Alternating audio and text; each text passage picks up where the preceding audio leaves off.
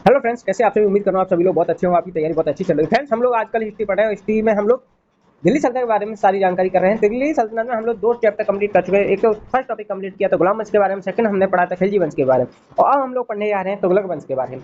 इन सभी वंश के बारे में एक एक क्वेश्चन को आपको डीपली तरीके से सुनना है और लिसन करके कहीं कहीं याद करना, ताकि आपकी एग्जाम से रिलेटेड कोई भी अगर क्वेश्चन बनता है तो आप 100% उसे श्योर के साथ क्या करके सही करके आए। तो तुगलक वंश के बारे में हम एक एक क्वेश्चन को बहुत ही ध्यानपूर्वक सुनेंगे और इनको यहीं याद करेंगे, ताकि एग्जाम में जो भी क्वेश्चन आएगा हम उससे सही करके आएंगे।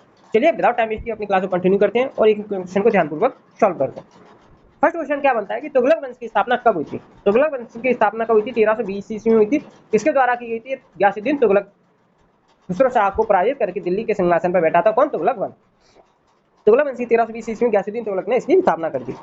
तुगलक वंश चला कब से कब तक था? तुगलक वंश चला था 1320 ईस्वी से लेकर के 1398 ईस्वी तक तुगलक वंश चला। तो फर्स्ट क्वेश्चन ये बना कि 1320 ईस्वी में गयासुद्दीन तुगलक खुसरो शाह को पराजित करके दिल्ली के सिंहासन पर बैठा। मतलब दिल्ली के सिंहासन पर बैठने का मतलब ये है कि इसने तुगलक वंश की स्थापना कर दी और ये क्या बन जाता है? दिल्ली का शासक बन जाता है। तो नेक्स्ट क्वेश्चन चलते हैं कि इसने 29 बार मंगोलों के आक्रमण को विफल किया था। क्वेश्चन पूछा जाएगा कि 29 बार मंगोलों के आक्रमण को किसने विफल किया था? तो वो किया था किसने? गयासुद्दीन तुगलक ने। नेक्स्ट क्वेश्चन पूछा जाएगा कि इसने सिंचाई के लिए कुएं और नहरों का निर्माण कराया था। सिंचाई के लिए कुएं और नहरों का निर्माण किसने कराया था? तो गयासुद्दीन तुगलक ने कराया था। नेक्स्ट क्वेश्चन, नहरों का निर्माण कराने वाला यह प्रथम शासक था। क्वेश्चन पूछा जाएगा कि नहरों का निर्माण कराने वाला प्रथम शासक निम्नलिखित में से कौन था? गयासुद्दीन तुगलक था, खिलजी था, या लोधी था, या बाबर था? तो आंसर में आप लिखिएगा कि नहरों का निर्माण कराने वाला प्रथम शासक गयासुद्दीन तुगलक था। नेक्स्ट क्वेश्चन, गयासुद्दीन तुगलक ने दिल्ली में तुगलकाबाद की स्थापना की। आपको इसके नाम से ही पता चल जाएगा। जैसे ही अगर क्वेश्चन पूछा जाता है कि तुगलकाबाद की स्थापना किसने की, तो तुगलकाबाद से ही क्लियर हो गया कि ये गयासुद्दीन तुगलक ने की थी। नेक्स्ट क्वेश्चन क्यों चला? नेक्स्ट क्वेश्चन क्या कहता है? नेक्स्ट क्वेश्चन कहता है इस नगर में रोमन शैली में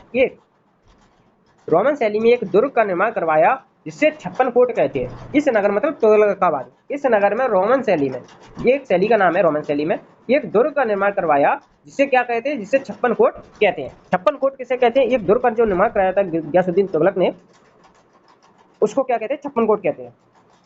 नेक्स्ट क्वेश्चन, निजामुद्दीन औलिया ने गयासुद्दीन तुगलक के बारे में कहा था कि दिल्ली अभी बहुत दूर है।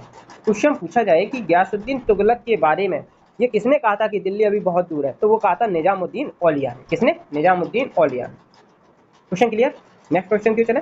इंपोर्टेंट क्वेश्चन बन जाता है फ्रेंड्स, ये क्वेश्चन ध्यान रखिएगा, है ना। नेक्स्ट क्वेश्चन क्यों चलते हैं? गयासुद्दीन की मृत्यु 1325 ईस्वी में जूना खान द्वारा निर्मित लकड़ी के महल के नीचे दबकर हो गई थी। एक लकड़ी का महल बनवाया था जो कि जूना खान ने निर्माण कराया, और 1325 ईस्वी में गयासुद्दीन तुगलक की उसके नीचे दबकर क्या हो जाती है? मृत्यु हो जाती है। तो ये भी क्वेश्चन क्लियर होना चाहिए कि गयासुद्दीन तुगलक की जो मृत्यु हुई थी 1325 ईस्वी में, किसके द्वारा हुई थी? तो जूना खान के द्वारा निर्मित लकड़ी के महल के नीचे दब करके हो गई थी। ये क्वेश्चन क्लियर? नेक्स्ट क्वेश्चन क्यों चला? नेक्स्ट क्वेश्चन पूछा जाएगा इसके बाद जूना खान, जिसने क्या किया था? लकड़ी के महल का निर्माण कराया था। जूना खान मोहम्मद बिन तुगलक के नाम से दिल्ली की गद्दी पर बैठा। जैसे ही गयासुद्दीन तुगलक की मृत्यु हो जाती है, उसके बाद दिल्ली की गद्दी पर कौन बैठ जाता है? जूना खान, जिसने अपना नाम रख लिया था मोहम्मद बिन तुगलक। जूना खान ने अपना नाम क्या रखा था? मोहम्मद बिन तुगलक, जो कि दिल्ली की गद्दी पर बैठता है कब? गयासुद्दीन तुगलक की मृत्यु के बाद। नेक्स्ट क्वेश्चन क्यों चलते हैं? नेक्स्ट क्वेश्चन क्या कहता है? नेक्स्ट क्वेश्चन कहता है मध्यकालीन सभी सुल्तानों में मोहम्मद बिन तुगलक सबसे शिक्षित योग्य व्यक्ति था। क्वेश्चन पूछा जाएगा कि मध्यकालीन सभी सुल्तानों में मोहम्मद बिन तुगलक सबसे शिक्षित योग्य व्यक्ति था। तो सबसे शिक्षित और योग्य व्यक्ति कौन था? मोहम्मद बिन तुगलक, जो कि किसमें था? मध्यकालीन के जितने भी सुल्तान थे उनमें सबसे ज्यादा शिक्षित योग्य व्यक्ति था मोहम्मद बिन तुगलक, जिसको जूना खां भी कहते हैं। क्या कहते हैं? जूना खां भी कहते हैं मोहम्मद बिन तुगलक को। ये सबसे शिक्षित और योग्य व्यक्ति रहा है मोहम्मद बिन तुगलक। इसका दूसरा नाम आप याद रखिएगा, दूसरा नाम मैं फिर से लिख रहा हूँ, जूना खां। क्या नाम है इसका? जूना खां। मोहम्मद बिन तुगलक को दूसरे नाम किससे जाना जाता है? जूना खां के नाम से जाना जाता है। तो ये question clear? Next question, Mohammad bin Tughlaq को पागल बादशाह भी कहते हैं। मोहम्मद बिन तुगलक किस बादशाह को पागल के नाम से जाना जाता है? तो मोहम्मद बिन तुगलक को। किसको? मोहम्मद बिन तुगलक को। क्लियर? मोहम्मद बिन तुगलक को पागल बादशाह भी कहते हैं। नेक्स्ट क्वेश्चन, उसका साम्राज्य 23 प्रांतों में बटा हुआ था। कितने? 23। मोहम्मद बिन तुगलक का साम्राज्य कितने प्रांतों में बटा हुआ था? तो 23 प्रांतों में बटा हुआ था। 23 प्रांत, बहुत बड़ी बात है कि 23 प्रांतों में जो है मोहम्मद बिन तुगलक का शासन बटा हुआ था। साम्राज्य इतना विस्तृत था इसमें, कितने 23 प्रांतों में। Very nice sorry. Next question, इसने कृषि के विकास के लिए अमीर ए कोही नामक विभाग की स्थापना, मोहम्मद बिन तुगलक ने कृषि के विकास के लिए किस विभाग की स्थापना की थी? तो आंसर में लिखिएगा अमीर ए कोही नामक विभाग की स्थापना की थी। किसने? मोहम्मद बिन तुगलक ने। फ्रेंड्स ये क्वेश्चन क्लियर है कि मोहम्मद बिन तुगलक ने कृषि के विकास के लिए किसकी स्थापना की थी? अमीर ए कोही नामक विभाग की स्थापना की थी। ये क्वेश्चन मैं उम्मीद कर रहा हूँ क्लियर हो गया है। अमीर ए कोही नामक विभाग की स्थापना की थी। मैं 2 से 3 बार इसलिए रिपीट कर रहा हूँ ताकि आपके दिमाग में एकदम से बिल्कुल क्लियर हो जाए, कोई भी आपको डाउट ना रहे, किसी भी प्रकार का कोई डाउट नहीं बचना चाहिए। सारे क्वेश्चन यही के यही आपको क्लियर होना चाहिए। मेरा ये कि सिर्फ उद्देश्य, मेरा एक ही सिर्फ पर्पज है कि आपको याद कराना है और हमें आपको एग्जाम में एक एक क्वेश्चन सही करा करके एग्जाम में आपको सेलेक्ट कराना है। ये आपको सिलेक्शन दिलाना है, ये बस सिर्फ यही मेरा एक टारगेट है। तो मेरा काम है आपको याद कराना। नेक्स्ट क्वेश्चन को चलते हैं। इसने अपनी राजधानी दिल्ली से देवगिरी को बनवाया। इसने, मोहम्मद बिन तुगलक ने अपनी राजधानी किसको बनवाया था? दिल्ली से कहाँ ले गया था? ये देवगिरी को बनाया था और उसका नाम दौलताबाद इसने रख दिया। किसने? मोहम्मद बिन तुगलक ने। वह फिर से 1335 ईस्वी में अपनी राजधानी को कहाँ ले आया? दिल्ली ले आया।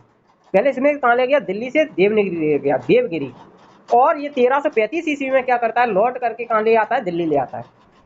तो मोहम्मद बिन तुगलक ने अपनी राजधानी कहाँ स्थापित की थी? पहले देवगिरी में, दिल्ली से देवगिरी।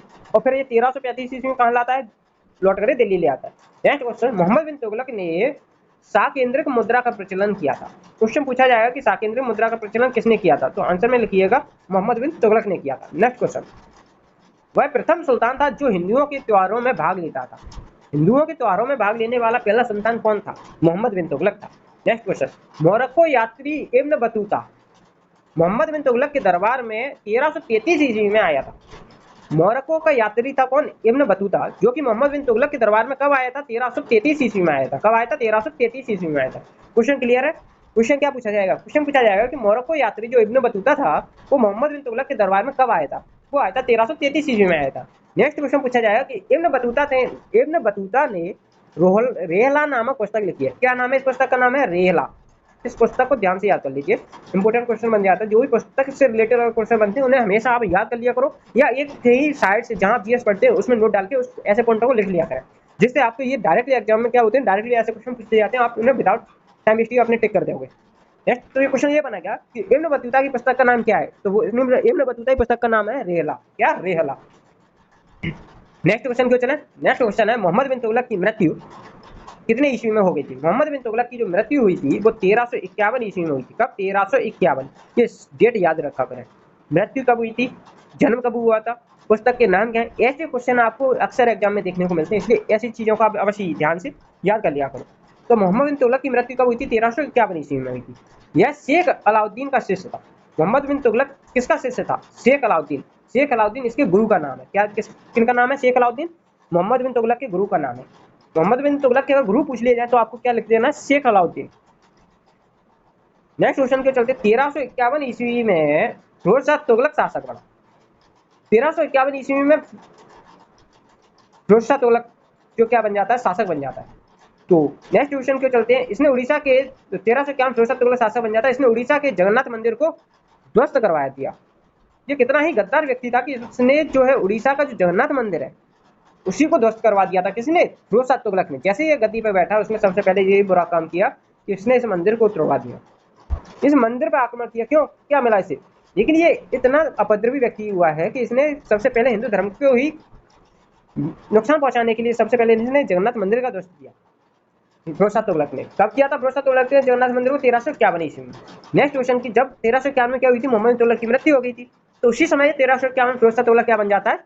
शासक बन जाता है। किसके बाद? मोहम्मद बिन तुगलक के बाद। और इसने जगन्नाथ मंदिर को क्या कर देता है? ध्वस्त करवा दिया, उसको तोड़वा देता है। फिरोज शाह तुगलक ब्राह्मणों पर जजिया कर लगाने वाला पहला मुस्लिम शासक हुआ। देख लो कितना गद्दारी है, मतलब इसमें पाप पे पाप करता जा रहा है। फिरोज शाह तुगलक जैसे शासक बन जाता है और ये क्या कर देता है? ब्राह्मणों के ऊपर जजिया कर लगाना शुरू कर देता है। सबसे पहला मुस्लिम शासक हुआ है जिसने जजिया कर लगाया था ब्राह्मणों पर। नेक्स्ट क्वेश्चन की ओर चलते हैं। फिरोज शाह तुगलक ने